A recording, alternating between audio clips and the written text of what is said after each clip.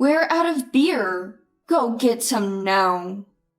It was a cold, snowy night outside that window that day. Exhausted from unceasing housework and childcare even after childbirth, I fell ill with a high fever. This was the response from my husband Steve, seeing me in such a state. Our daughter was also in a serious condition with a high fever. I lost all patience with Steve, who always put his needs first. What I did next. My name is Rachel. I'm a 31-year-old housewife. Steve, my husband, is 33 this year. He was a senior at our workplace. He used to be our mentor when we were newbies. We got married 2 years ago. After our marriage, I quit my job to become a full-time housewife. I got the job through connections, but I really enjoyed the work. I always like to work, I think. There was a part of me that wanted to keep working, but Steve insisted I focus on housework, so I reluctantly resigned. Now with a child born, I'm immersed in the world of first-time parenting. Steve was very kind and reliable before we got married, a popular senior among the newcomers at work. I, like everyone else, had always admired the kind Steve. He was surrounded by women, and I was overjoyed when he chose me. The problem started after marriage. In hindsight, I think there were signs even when we were dating. When we started dating, I began doing the cleaning at Steve's apartment. Not just cleaning, but laundry and meals too. I did all the housework. Our dates, which used to involve going out, became mostly at Steve's apartment. While I did the housework, Steve would play games or fiddle with his phone, doing whatever he pleased. Back then, I was thrilled, thinking Steve was showing his true self to me. I used to be happy thinking that this is what married life was like. I was so naive. I wish I had realized it back then. Regretting it after marriage is too late. Steve's attitude only worsened after marriage. He had a good public image, known in the neighborhood as a good husband. But inside the house, he was a tyrant who did nothing. No matter how busy I was with housework, he would demand things from me without a care. Even when I was pregnant with our daughter, his attitude didn't change. Being my first pregnancy, I was perhaps a bit too anxious. Morning sickness was severe from the early stages, and I couldn't eat properly for a long time. Making meals for Steve during that period was a torment. I'm sorry, Steve, but the morning sickness is bad today, and it's tough to cook. Could you have dinner at your mother's tonight? I'll call and explain. On a day when the morning sickness was so severe I could barely stand, I made this request to Steve. Steve's family home is about a 15-minute walk from our condominium. His parents are both healthy. Come over any time, they said. I get along with his mother, Laura. If I explain the situation to Laura, I'm sure she'll help, but Steve rejected my suggestion.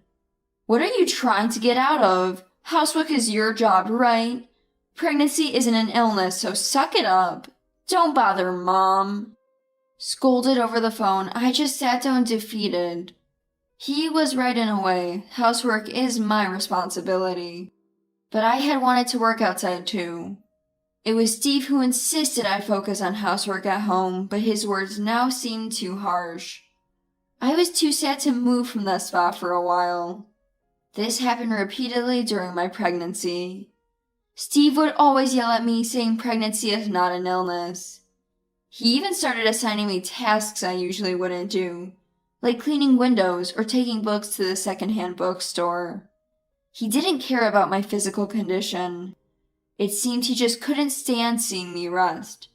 I endured through the pregnancy, planning to return to my parents' home for childbirth. I had made up my mind about it. Around the 32nd week of pregnancy, I brought up the idea of going back home to give birth. I'm thinking of going back to my parents soon. It's my first baby and I want to give birth there. I broached the subject while serving coffee after dinner. Steve responded with dissatisfaction and glared at me. What nonsense are you talking about? Who will take care of me if you go home? Are you abandoning your duties as a wife? That's like refusing a work order. Follow the rules properly." I was speechless, stunned by his words. I couldn't believe how self-centered he was. Steve continued his monologue about what a wife and housewife should be, ultimately focusing on who would take care of him. "I'm about to have my first baby. Going home means just the next town, not far at all. And even if I'm not here, Laura will take care of you." I knew if I backed out now, everything would go Steve's way, so I managed to speak up. "So don't rely on Mom. You really lack awareness as a wife. I'm disappointed in our marriage. Stress during pregnancy is a big no-no. It's not good for prenatal education to be this upset. Staying with Steve would definitely be bad for the baby." I felt a pressing need to put some distance between myself and Steve, for the sake of our unborn child. "Wait a minute. Disappointed in our marriage? What? Is it so bad to go back to my parents' home to give birth?" As I asked this, Steve clicked his tongue softly and returned to his room from the dining room, ignoring my voice, as if he couldn't hear anything inconvenient to him. I decided to give up the idea of returning to my parents' home for childbirth. I wanted to avoid creating more waves at home. That was my sole focus, I think. Despite the hardships during pregnancy, all those troubles seemed to vanish the moment I held my newborn daughter. It was a girl. Steve had only thought of boys' names, so it was up to me to name her. I decided to name her Maria. Steve mocked it as odd, but I was determined to give her this name if it was a girl. Thanks to Laura's support, there was no overturning the name I had chosen. With Maria's birth, we became a family of 3. I hoped that Steve's attitude would change a bit with the arrival of our child. Maybe becoming a father would remind him of his capacity for empathy. That's what I was hoping for. Unfortunately, Steve didn't change. He couldn't stand not being the center of attention, whether we had a child or not. Even when I was taking care of Maria, he would call me for trivial things. Not urgent matters, but minor ones like missing towels or socks. Yet, he still played the perfect, caring husband in front of my parents. My parents seemed to think of him as a thoughtful husband. However, my mother knew I had been discouraged from giving birth at my parents' home, so she might have had her suspicions. Enduring Steve's behavior every day was tough, but watching Maria grow made me forget those troubles. Then, 2 months after Maria's birth, an incident occurred. A severe cold wave had been sitting over us for several days, bringing continuous cold and snow. I was still recovering from childbirth, and this sudden cold worsened my condition. I felt dizzy all morning and had a temperature over 100.4 degrees Fahrenheit. I thought I'd rest a bit when Maria took her nap. I tried desperately to put her to sleep, but usually easygoing Maria was fussy and wouldn't sleep, crying as if in pain. Panicking, I felt her forehead shocked by its heat. Her temperature was as high as mine. As I was preparing to take her to the hospital, Steve came home. I remember how he smirked, seeing me in a flurry. "Maria's running a fever. I'm taking her to the hospital." Steve just looked down at Maria lying red-faced in her crib, doing nothing. "Is my bath ready? What about my dinner?" I couldn't believe my ears. His own daughter was suffering from a high fever, and he was concerned about his bath and dinner. He went straight to the kitchen, still in his suit, peering into the fridge. Ignoring Steve, I continued preparing to take Mia to the hospital. Snow began to fall heavily outside. "Hey, there's no beer. Didn't you buy any?" Steve started yelling from the kitchen. I hadn't been able to go out due to feeling unwell, so I hadn't shot that day.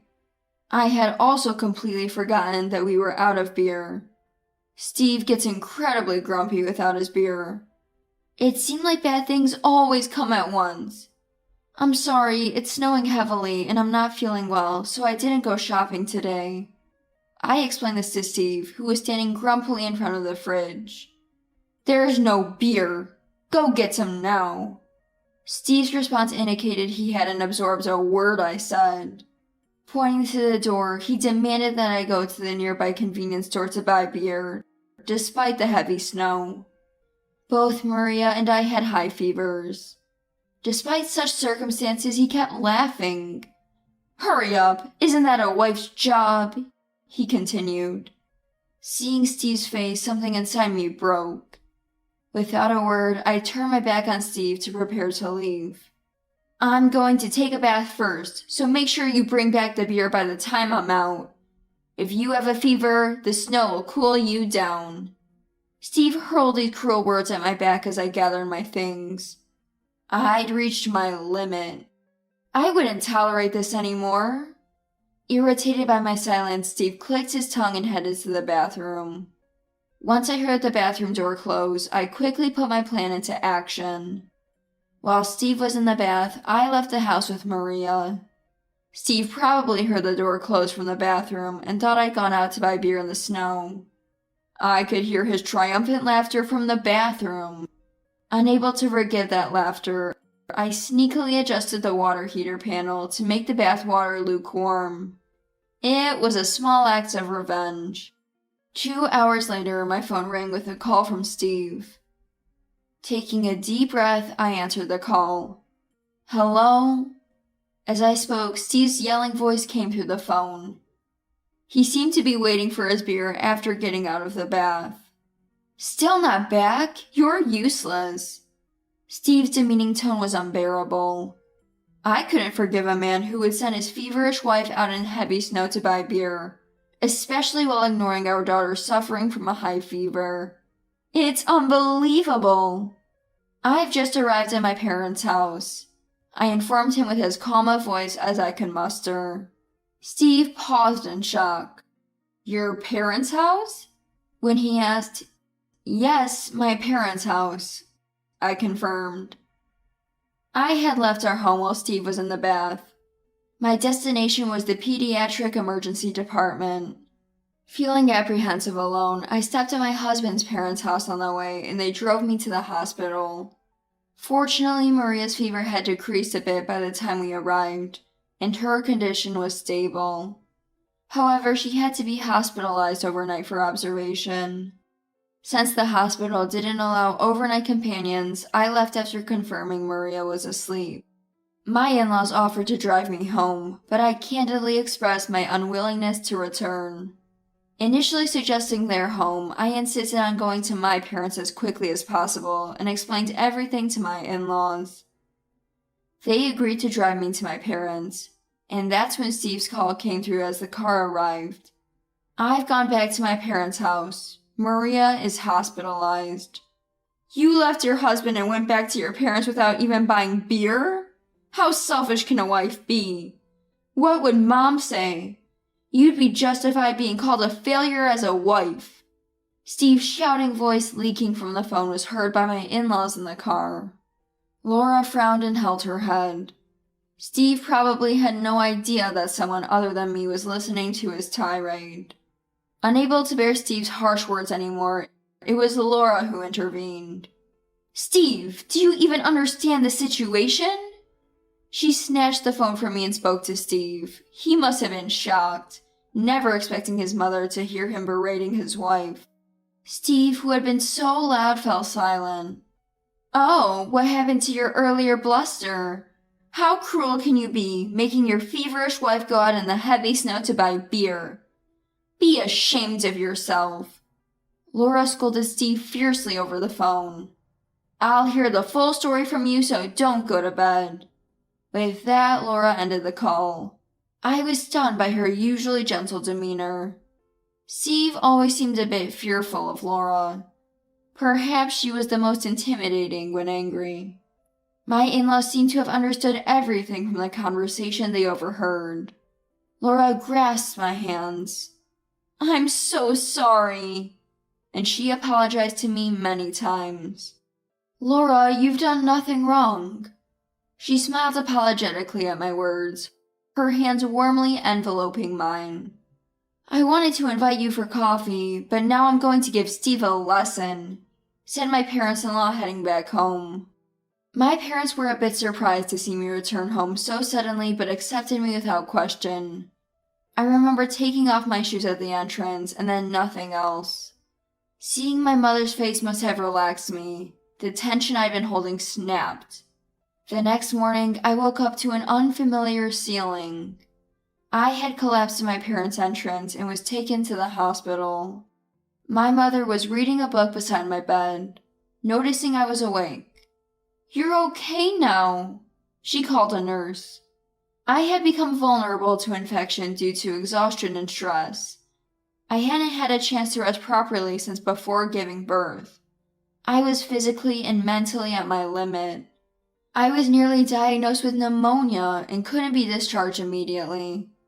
Laura was apparently looking after Maria at the hospital. I followed my mother's advice and got a detailed medical report. By noon, my father and a lawyer appeared in my room, inquiring about last night's events. My mother told me that my father was incredibly angry with Steve because of what had happened.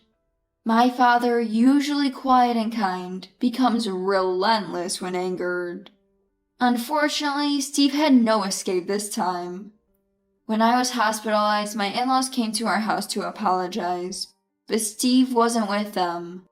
According to Laura, Steve insisted he wasn't wrong. Even his own parents were dismayed by his attitude. After a week in the hospital, I was finally discharged and rushed to Maria. Her release was still some time away. She remained in the incubator. Seeing her there, I decided to divorce Steve. That evening, I waited at home for Steve to return from work. "You're finally back. Aren't you ashamed as a wife, leaving your husband for a week? Plus, you got sick and hospitalized? You're the lowest of the low as a working adult for not managing your own health."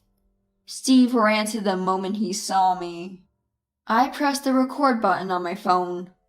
It was snowing heavily that night. "What did you ask me to buy?" I asked. "What? Beer, of course. There wasn't a single bottle in the fridge. It's a wife's duty to go buy it, no matter if it's a blizzard or whatever." Steve banged the table with both hands, trying to intimidate me. Did he think I would be scared by his loud voice and actions? Despicable. Why did I ever marry this man? If I could go back in time, I'd warn my past self not to do it. I told you I was feeling sick, didn't I? Maria had a high fever. Yet, what was your attitude? She's just a baby. How can you prioritize yourself? Unbelievable. Usually I would have endured Steve's verbal abuse silently, but this time my defiance surprised him. He seemed to think that if he yelled and made a scene, I would cower and comply. It was like dealing with a tantruming child. But I had a duty to protect myself and Maria. I wouldn't be intimidated anymore. So self-righteous, aren't you? I'm the head of this household, the most important one. It's only natural for you to prioritize me.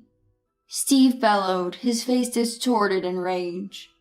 I realized then that there wasn't a shred of love left for Steve and me. I presented him with divorce papers, already filled out. "Let's get divorced. I can't live with you anymore." Steve's face turned red with rage upon seeing the divorce papers. He grabbed them and tore them up before me, smugly looking at me as if to say, "What now?" Calmly, I handed him another set of divorce papers. "Rachel, you..." As he tore them up, I kept presenting more, having anticipated his reaction. I had prepared as many filled-out divorce papers as possible, knowing Steve would likely tear them up. "Please sign the divorce papers." I pushed a pen towards Steve, who glared at me but signed the divorce application. After ensuring everything was correctly filled out, I neatly folded the papers and put them in my bag. I asked Steve to communicate through our lawyer in the future, handing him the lawyer's business card. "I will take custody of Maria," I declared before leaving the home where we spent our married life. Ignoring the final barrage of insults Steve hurled at me, I felt a sense of liberation stepping out the door. I stopped by my in-laws' house to inform them of the divorce and express my gratitude. "I'm so sorry," Laura repeatedly apologized. I had one last request for them concerning Maria's custody. For my in-laws, Maria is their first grandchild. They probably wanted to keep her with them. Even if Steve couldn't raise her, they might have wanted to do it themselves. As I made my request, Laura gently patted my shoulder. "I can't bear to separate a mother and child," she said, smiling kindly at me. I was so moved by her gesture that I broke down in tears, and she comforted me until I calmed down. After submitting the divorce application, I officially divorced Steve. The custody battle for Maria became a bit contentious. Steve, seemingly out of spite, contested the custody and refused to pay the compensation and child support I requested. He blatantly declared in mediation that all issues arose due to my inadequacies as a wife. I submitted the recording of our last conversation and the medical report for my hospitalization due to high fever as evidence of the mental anguish Steve caused me. This evidence helped settle everything in my favor. Steve probably thought it was over, but my father had other plans. Steve's company was owned by my uncle, where I had been hired through a family connection.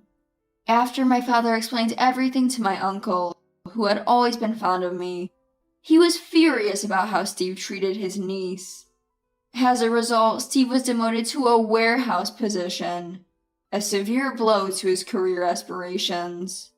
He soon resigned, leaving with depleted savings after paying the compensation. His child support payments were consistently late, and his job hunt was unsuccessful. Local rumors said he was often drunk at a cheap bar, bad-mouthing me. When I first joined the company as a newcomer, everyone liked him. He was a wonderful person. But his downfall came all too quickly. When I last saw Steve, he looked like a different person. Dirty clothes, a grimy face, and his eyes lacked any spark of life, as if everything had ended for him. He eventually disappeared from the town, and I don't know what became of him. I returned to my parents' home with Maria. Realizing it would be challenging to raise her alone, I decided to seek support. I reflected on my past self who couldn't rely on others. My parents dote on Maria, and I can work during the day with peace of mind. My new job is challenging with lots to learn, but I'm happier than ever compared to my restricted life before. I'm looking forward to Maria's growth and living a fulfilling life with her.